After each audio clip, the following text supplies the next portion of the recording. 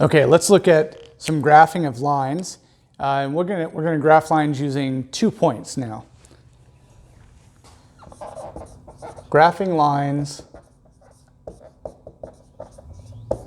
using 2 points.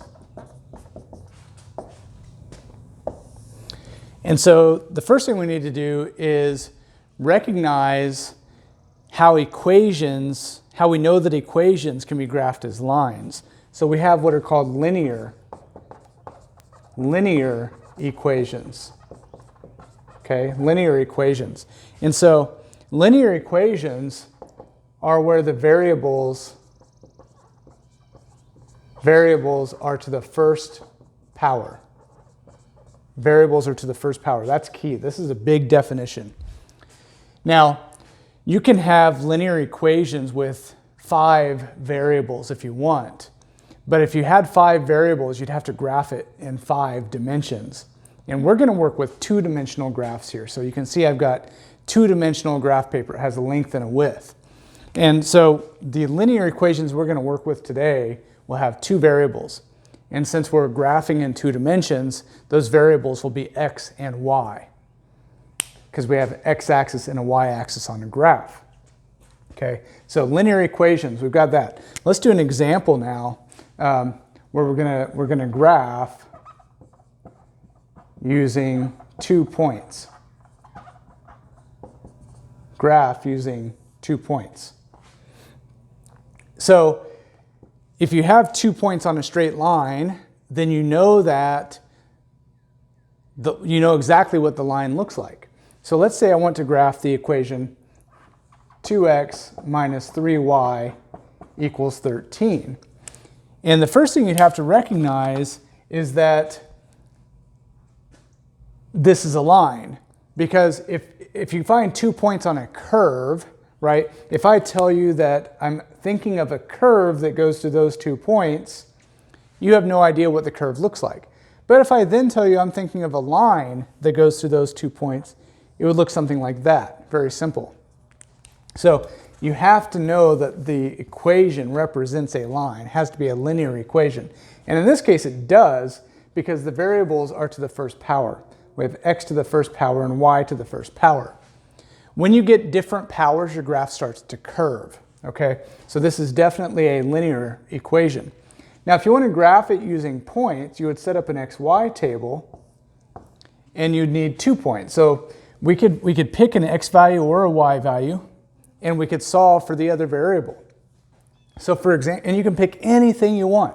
So for example, if I pick x equals, let's say 5, randomly 5, then I'd have to solve for y, okay? So I'll do that to indicate we're going to solve for y. So if I plug in 5 for x, then I get 2 times 5 minus 3 times y equals 13. And now I can solve this equation for y.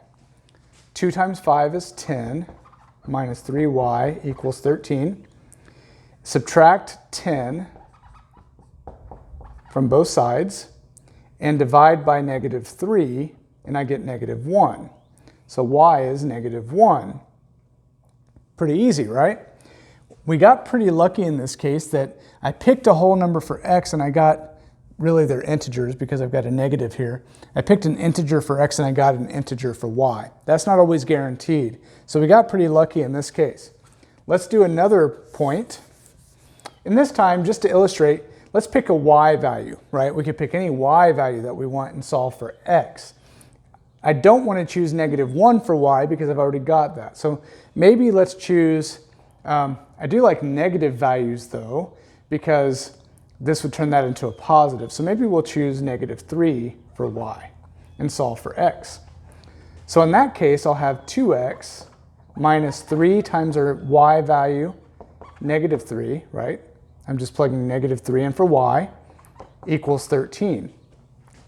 So I have 2x plus 9 equals 13. Subtract 9 from both sides, and I get 2x equals 4. Divide by 2, and I get x equals 2. Now, I really didn't plan this. We got lucky again and got another integer. So 2, -3 would be the other point.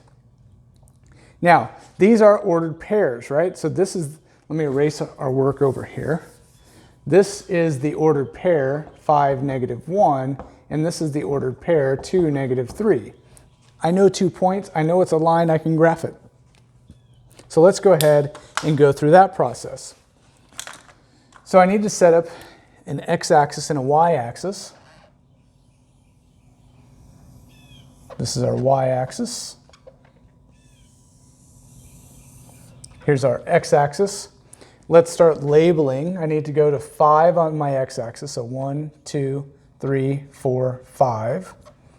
I need to go from -3 up to -1 on my y-axis, so here's -3, here's -1, and I also need an x value of 2. Let's be consistent there. Let's label 2 underneath the x-axis like I did the 5.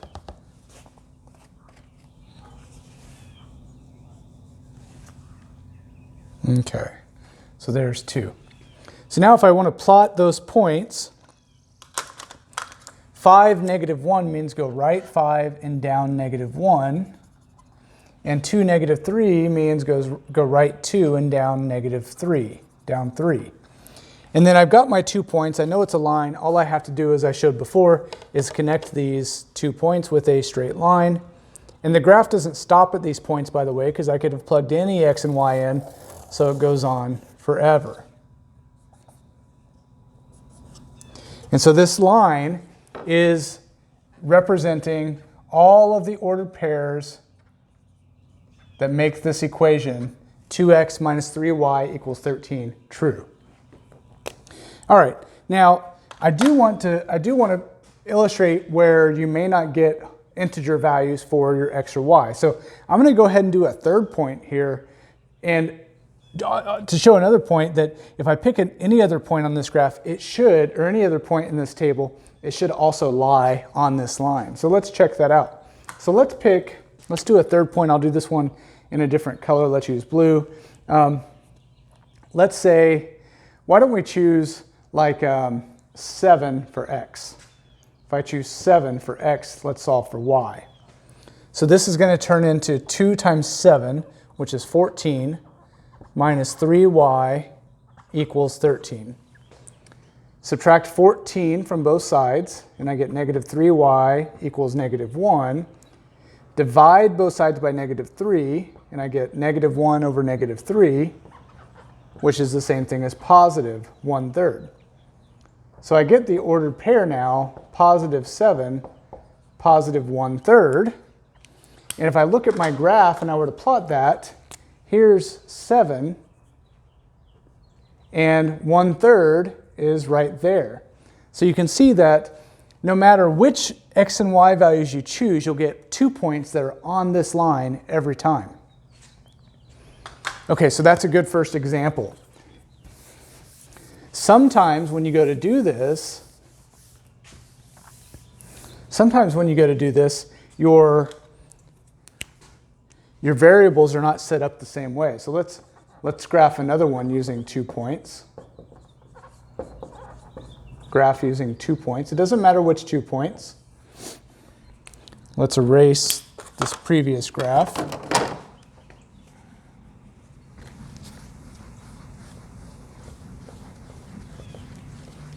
Okay. All right, so let's graph y equals 3/4 x minus 6. And so when we set this one up, you can choose any x or y that you want, but you can make smarter decisions. So in this case, what I'm going to do to make sure that it works out better for me is I'm going to pick x values that will cancel this 4 out when I multiply. So any multiple of 4 would be a good choice for this x value. So 4 seems like a natural choice for x. So if I plug in 4 for x, then I get y equals 3/4 times 4 minus 6. Now when you multiply these, the 4's cancel, so all you're left with is y equals 3 minus 6, which is -3. And there's our first point on this graph. So we have the point 4, negative 3. 4, negative 3.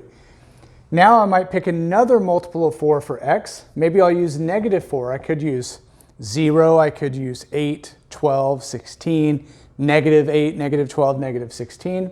I'm just going in the negative direction because a lot of people forget to think about that. So now if I plug negative 4 in and solve for y, then I have y equals 3/4 times negative 4, right? 3/4 times negative 4 minus 6. And here these cancel, and I've got 3 times negative 1 now, because negative 4 divided by 4 is negative 1. And I've got 3 times negative 1 minus 6, which is negative 9. Okay? 3 times negative 1 minus 6 is negative 3 minus 6.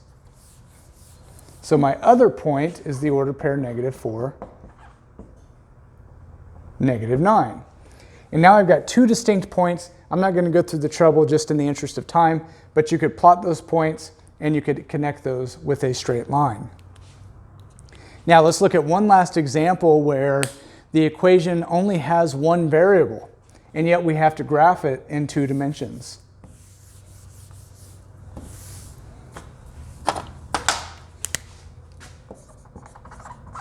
Graph using 2 points. And let's look at the graph of, how about y equals negative 4. So in this example, we don't have an x. X is not involved in this at all. So how do we set up an xy table? Well, when we set this up and we want to choose an x or a y, let's say I want to choose an x. If I want to choose an x, this equation doesn't have anything to do with x, so I could choose any x that I want. If I want to choose a y, it's the opposite end of the spectrum. Y has to be negative 4, because that's what the equation tells us. So using that as our template, then I just need 2 points. Let's say I want to pick 3 for x and find y. Well, y has to be negative 4. Let's say I plug negative 4 in for y and I want an x. I can pick any x to go with that, say negative 5. It doesn't matter what the x's are, but y has to be negative 4 in every case to satisfy this equation. So now all we would do is plot the points 3, negative 4 and negative 5, negative 4, and we'll see what the line looks like. Again, we know it's a line because y is to the first power. So let's graph this one. So I'll set up my y-axis and my x-axis, being careful to give myself enough room to plot those points. So on the x-axis, I need to go back to negative 5, and to the right to 3. And on my y-axis, I just need negative 4. Okay? So let's plot the point 3, negative 4. So I go to the x value of 3 and the y value of negative 4, that's down here. Then I go to the x value of negative 5 and a y value of negative 4, that's down here. And if I connect those with a straight line, then that looks something like this. And so this graph of the equation y equals negative 4 happens to be a horizontal line. In a horizontal line, the equation will never have x. You could kind of look at some more examples if you want. If you have an equation with x only, you can probably imagine it's going to be a vertical line. And so one way to think about this equation is this graph is a line that crosses the y-axis at negative 4. So we've got a line that crosses the y-axis at negative 4. If it were x equals negative 4, it'd be a line that crosses the x-axis at negative 4 and be vertical.